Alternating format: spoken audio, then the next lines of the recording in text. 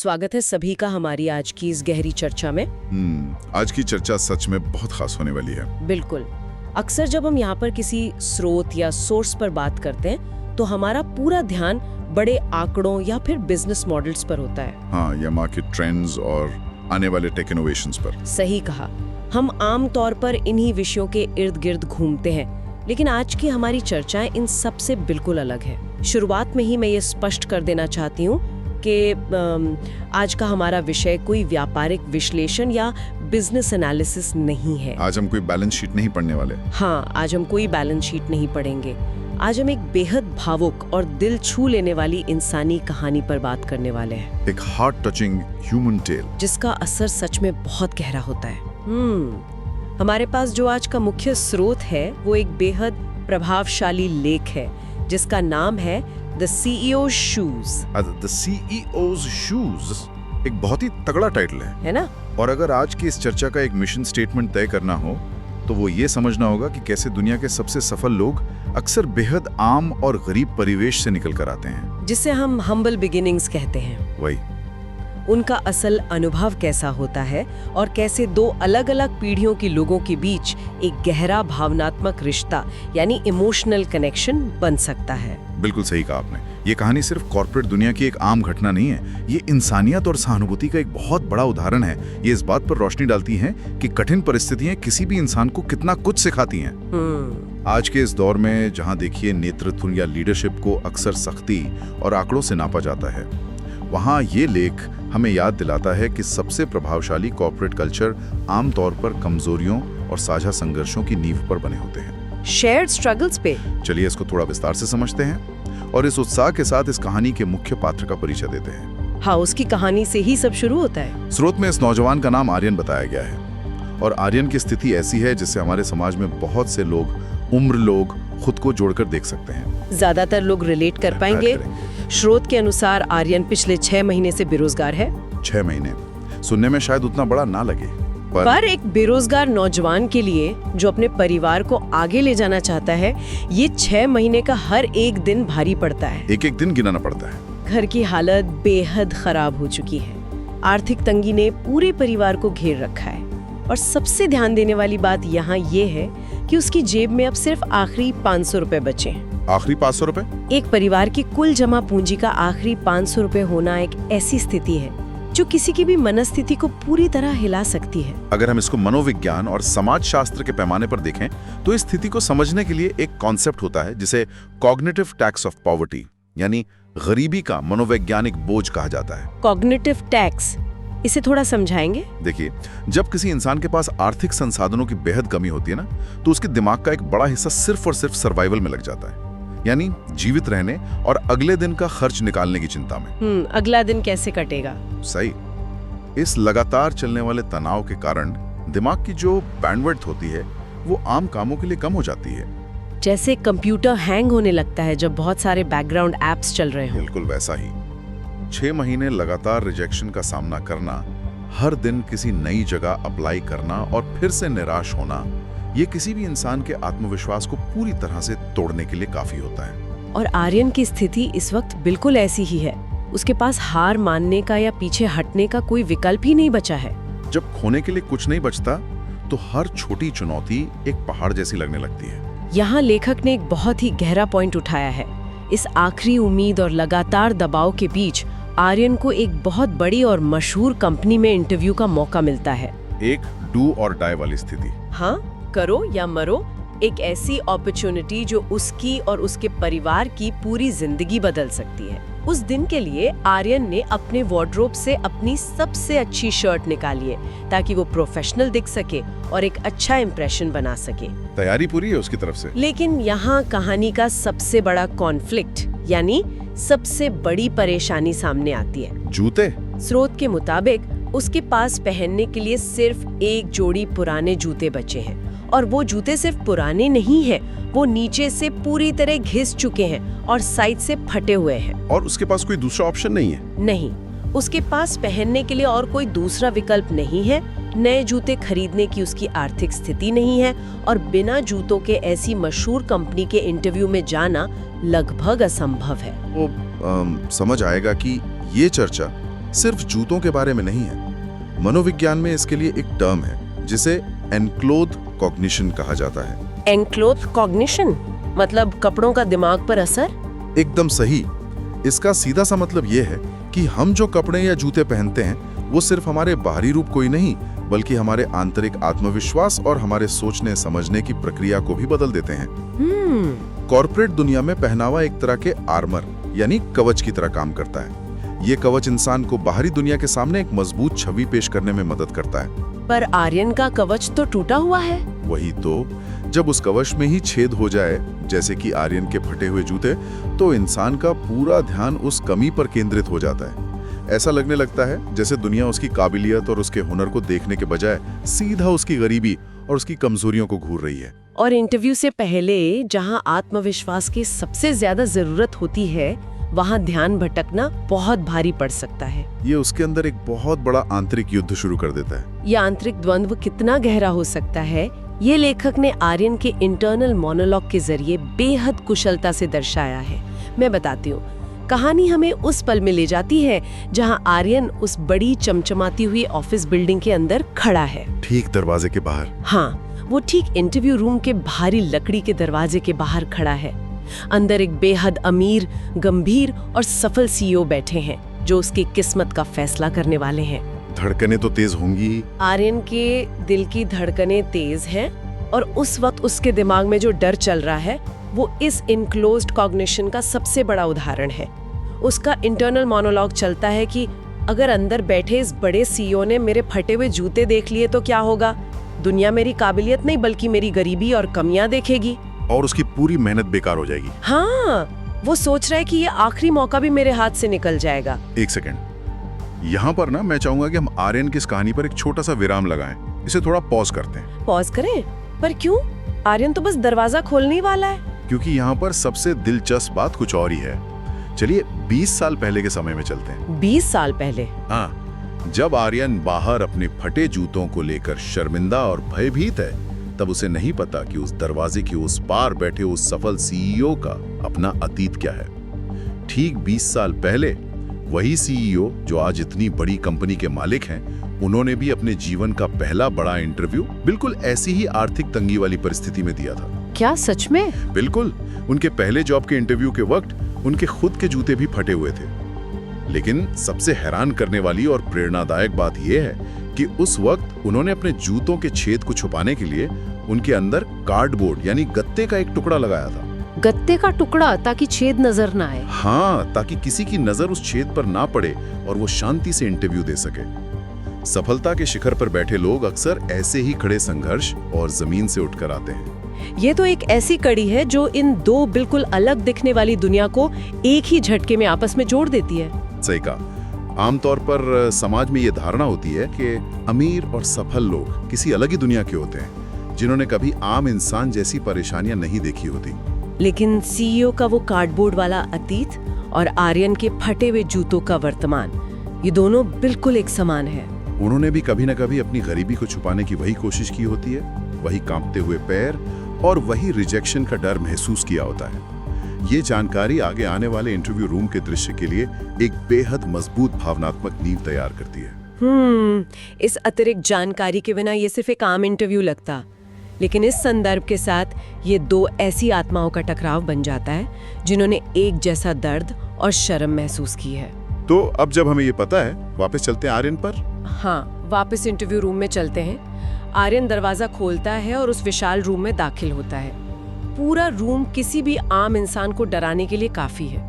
शानदार इंटीरियर और सामने कुर्सी पर बैठे एक बेहद गंभीर सीईओ। और आगे क्या होता है? आर्यन सामने रखी कुर्सी पर आकर बैठता है और इंटरव्यू की शुरुआत होती है। सीईओ उस शहर के सबसे कठिन और घुमा फिरा कर पूछे जाने वाले सवाल पूछ रहे हैं। आर्यन, जिसकी तैयारी वैसे तो अपने विषय में पूरी है, वो इन सभी सवालों के बिल्कुल सही और सटीक जवाब भी दे रहा है। पर उसका ध्यान कहाँ है? वही ना, आर्यन सवालों के जवाब जरूर दे रहा है, लेकिन स्रोत के अनुसार आर्यन का पूरा ध्यान सिर्फ और सिर्फ अपने पैरों पर ही टिका हुआ है। वो बार बार अपने फटे जूते कुर्सी के नीचे छुपाने की कोशिश कर रहा है। ये बिल्कुल वही स्थिति है जिसका जिक्र हमने अभी थोड़ी देर पहले किया था। आर्यन मेंटली अपने जवाबों के साथ साथ अपने फटे जूतों को छुपाने की एक अलग ही लड़ाई लड़ रहा है। लड़ाई शब्द यहाँ बिल्कुल ठीक बैठता है। जब कोई व्यक्ति किसी गहरी इनसिक्योरिटी या हीन भावना में होता है तो उसकी आधी बॉडी लैंग्वेज और शारीरिक गतिविधियां उस कमी को छुपाने में लग जाती हैं। जैसे बार बार पैरों की पोजीशन बदलना। बिल्कुल। आर्यन का मस्तिष्क जवाबों को प्रोसेस करने के अलावा लगातार इस कैलकुलेशन में लगा है कि पैरों का एंगल कैसा होना चाहिए और कुर्सी की छाया कहाँ पड़ रही है। मनोवैज्ञानिक रूप से वो अपने उन फटे हुए जूतों के आगे कुछ नहीं देख पा रहा है। ये एक तरह का सर्वाइवल मोड है, जहाँ परफॉर्मेंस से ज्यादा ध्यान खुद को बचाने पर चला जाता है। और वहाँ बैठा आर्यन बार बार यही कोशिश कर रहा है कि उस कमरे की रोशनी में सीईओ की नजर उसके घिस चुके जूतों पर ना चली जाए। लेकिन जिसका दर्द था शायद वही होता है। हाँ, कहानी में वो पल आता है जिसका आर्यन को सबसे ज्यादा डर था। इंटरव्यू के बीच में सीईओ की नजर अचानक आर्यन के पैरों की तरफ जाती है। वो ठीक उस फटे हुए हिस्से को देखते हैं। और उनका रिएक्शन क्या होता है? लेखक यहाँ बताते हैं कि वो सीईओ अपने चेहरे पर किसी भी तरह का भाव या रिएक्शन नहीं लाते। वो पूरी तरह शांत रहते हैं, कुछ नहीं बोलते और चुपचाप अपना ध्यान वापस आर्यन के चेहरे पर लाते हैं और बिना किसी रुकावट के अपना अगला सवाल पूछते हैं। शांति से? एकदम शांति से। इंटरव्यू पूरा होता है और आर्यन उस रूम से बाहर निकल आता है, पर आर्यन को अंदर से पूरी तरह यकीन हो चुका होता है कि सब खत्म हो गया। वो सोचता है कि उन्होंने उसके फटे जूते देख लिए हैं और अब ये नौकरी कभी उसकी नहीं हो सकती। उसकी सारी उम्मीद वहीं टूट जाती है। हाँ, उसकी उम्मीद वहीं टूट जाती है। आर्यन का ऐसा सोचना हमारी सामाजिक व्यवस्था का एक बहुत स्वाभाविक नतीजा है। हाँ। लोग अक्सर सोसाइटी में इसी तरह कठोरता से जज किए जाने के आदी हो जाते हैं। इसलिए आर्यन ने उस खामोश पल को अपना नतीजा मान लिया। उसे लगा कि उसकी मेहनत पर उसकी गरीबी भारी पड़ गई। पर असल में उस इंटरव्यू रूम में उस वक्त क्या हुआ पता है?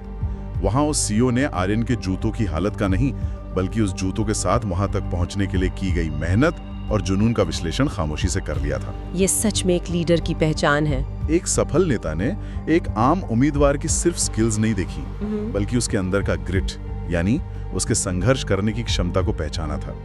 और यही सच्चे नेतृत्व की पहचान होती है। और इस खामोश पहचान का और उस विश्लेषण का असल नतीजा आखिरकार 2 दिन बाद सामने आता है। वो 2 दिन आर्यन के लिए कितने मुश्किल रहे होंगे।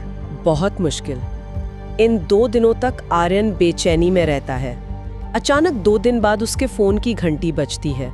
वो डरते हुए फोन उठाता है और दूसरी तरफ से ह्यूमन रिसोर्सेज यानी HR का कॉल होता है।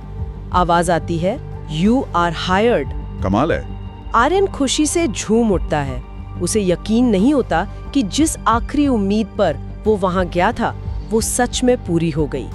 अगले दिन वो अपने काम के पहले दिन के लिए पूरे उत्साह के साथ ऑफिस पहुंचता है। एक नई शुरुआत। पर जब वो अपनी नई डेस्क के पास जाता है तो वहाँ एक छोटी सी घटना घटती है जो मेरे हिसाब से इस पूरी कहानी का आधार है। क्या होता है? उसकी डेस्क पर एक बड़ा सा बॉक्स रखा हुआ होता है। आर्यन थोड़ा आश्चर्य में और थोड़ा घबराते हुए आहिस्ता से उस बॉक्स को खोलता है। उस बॉक्स के अंदर से ब्रांड न्यू, बेहद महंगे और शानदार प्रोफेशनल ब्लैक लेदर शूज निकलते हैं। Black leather shoes. देखिए, कॉर्पोरेट दुनिया में नए एम्प्लॉइज का स्वागत करने के बहुत से तरीके होते हैं। कुछ जगह डायरी मिलती है या पेन मिलता है, वेलकम किट्स होती हैं। लेकिन पहले ही दिन एक नए एम्प्लॉय के डेस्क पर ठीक उसकी साइज के नए शूजों का बॉक्स रखा होना, ये कोई आम HR प्रैक्टिस नहीं है। बिल्कुल नहीं। ये दृश्य उस 20 साल पुराने कार्डबोर्ड वाले अतीत का वर्तमान में आकर जुड़ना है। ये एक ऐसी क्रिया है जहां पावर और सक्सेस अपने से नीचे तबके को दबाने के बजाय उन्हें ऊपर उठाने का काम कर रही है। ये अपने आप में उस कंपनी के कल्चर के बारे में एक बहुत बड़ा स्टेटमेंट है।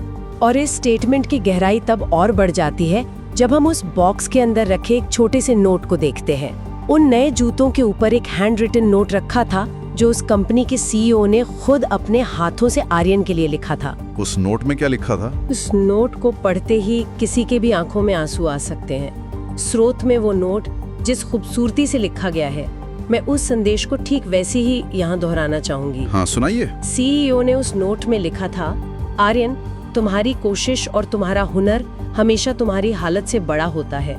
जब मैंने तुम्हारा इंटरव्यू लिया तो मुझे तुम्हारे फटे हुए जूते नहीं बल्कि उन जूतों के अंदर छुपी तुम्हारी बेहिसाब मेहनत दिखी।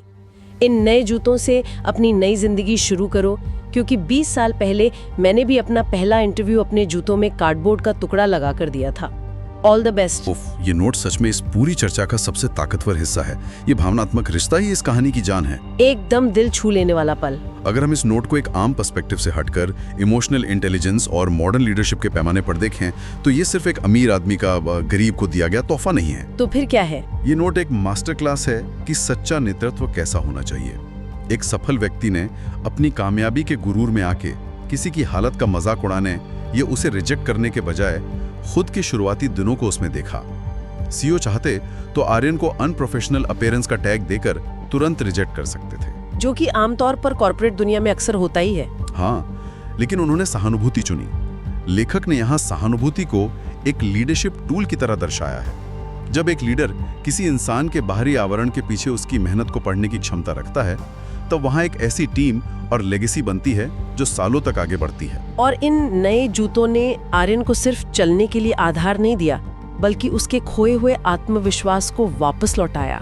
सीईओ ने अपने पावर का इस्तेमाल एक मेंटोर की तरह किया, जिसने एक वीक पॉइंट को एक्सपोज करने के बजाय उस पर मलहम लगाया। सही मायनों में ये कहानी हमें बहुत कुछ सिखाती है। अगर हम इस सारी चर्चा को समेटते हुए इसके मुख्य निष्कर्ष निकालें तो सबसे बड़ा टेकअवे यही निकल कर आता है कि किसी भी इंसान की हालत या उसका बाहरी पहनावा उसके अंदर छुपी क्षमता को तय नहीं कर सकता। दुनिया की कोई भी स्थिति किसी व्यक्ति को तब तक पीछे नहीं धकेल सकती जब तक उसकी कोशिश सच्ची हो।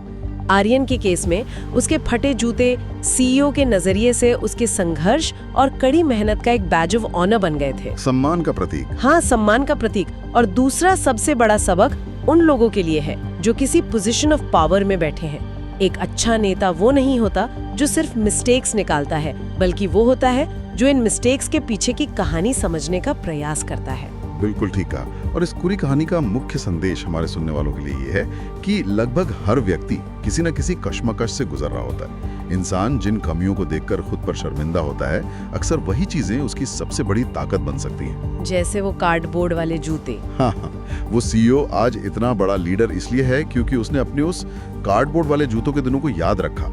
उसने अपनी जड़ों को भुलाया नहीं। कमियां इंसान को और ज्यादा संवेदनशील बनाती हैं और आगे बढ़ने का मोटिवेशन भी वही बनती है। एकदम। जब लोग खुद की परिस्थितियों को अपना दुश्मन मानकर चलते हैं, तब उन्हें आर्यन जैसी कहानियों की सबसे ज्यादा जरूरत होती है। ये कहानी बताती है कि मेहनत अपना रास्ता खोज ही लेती है। और सहानुभूति रखने वाले नेता आज भी मौजूद हैं। इसी गहरी सोच को थोड़ा और आगे बढ़ाते हुए इस चर्चा को खत्म करने से पहले चलिए एक आखिरी और थोड़ा और गहरा सवाल सभी के सोचने के लिए छोड़ते हैं। हाँ, ये बहुत जरूरी है। जब हम भारी दुनिया में किसी बेहद सफल या अमीर व्यक्ति को देखते हैं, तो क्या हम कभी इस चकाचौंध के पीछे जाकर ये सोचते हैं कि उन्होंने अपने सफर के शुरुआती दिनों में कौन से फटे हुए जूते पहने होंगे? किस तरह के कांटों पर चलकर उन्होंने ये मुकाम पाया होगा? और सबसे जरूरी बात, आज हमारे आसपास, ऑफिस में या किसी आम जगह पर ऐसे कितने लोग हैं जो अपने जूतों में अपनी परेशानियां छुपाकर अपनी नई मंजिल की तरफ बढ़ रहे हैं, जिन्हें शायद सिर्फ थोड़ी सी सहानुभूति और सम्मान की जरूरत है। अगली बार जब कोई नया चेहरा दिखे जो थोड़ा अंडर कॉन्फिडेंट लग रहा हो, तो उनके इनविजिबल शूज यानी उनकी अदृश्य परेशानियों पर विचार करना सच में एक सच्चे इंसान और बेहतर लीडर होने की पहली सीढ़ी हो सकती है। इन्हीं सवालों के साथ हमें इंसानियत का असली पैमाना मिलता है।